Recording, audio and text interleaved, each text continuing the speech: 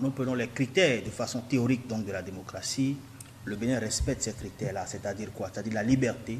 Nous sommes libres, j'opine comme ça sur votre chaîne, tranquillement.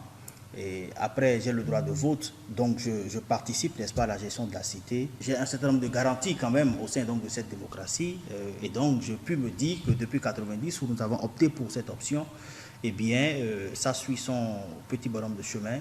Et puisque la perfection n'est pas de ce monde, s'il y a des trucs à régler, hein, à ajuster, à réaménager, avec le temps, nous allons le faire. Pour ce qui est des autres États, je constate qu'il faut leur dire à ces dirigeants de respecter leur peuple, bien qu'ils soient dans de la démocratie. Nous constatons à des moments donnés un certain nombre de forcing, n'est-ce pas, pour s'éterniser au pouvoir. C'est ce qui explique d'ailleurs tout ce que nous constatons autour de nous ces derniers temps. Déjà, on peut se réjouir de ce que la démocratie est en chantier en Afrique. Il faut saluer la plupart des chefs d'État qui ont accepté d'aller à la conférence de Bâle.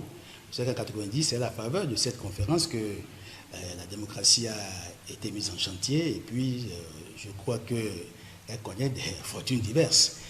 Lorsqu'on compare cette démocratie à ce qui se passe dans les pays développés, que sont la France, l'Allemagne, la Grande-Bretagne, les États-Unis, on peut avoir quelques pincements au cœur, parce qu'en Afrique, parfois, ça bégaye, mais pas d'endroit. On peut se réjouir des avancées notables, comme au Bénin.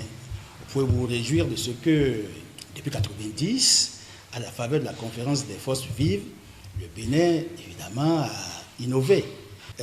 Nous avions connu des alternances régulières, parce que les élections s'organisent à bonne date, avec des alternances au pouvoir, parce qu'en démocratie, on dit souvent que ce sont les alternances et les élections organisées à bonne date qui sont les mamelles nourrissées des démocraties, mais il y a aussi la qualité de la démocratie qu'il faut améliorer, parce qu'en fait, une gouvernance démocratique efficace améliore la qualité de vie des citoyens.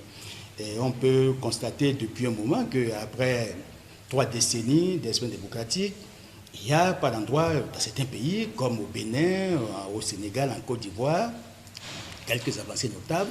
Par contre, en Afrique centrale, et depuis un moment, dans les pays du Sahel, on a noté évidemment qu'il y a des ruptures démocratiques. Mais ces ruptures parfois sont liées non seulement à la qualité de la gouvernance, mais aussi au modèle de démocratie qui est mis en œuvre. Vous savez que le modèle, évidemment, n'est pas parfait. Nous avons nos cultures, nos traditions, nos pratiques.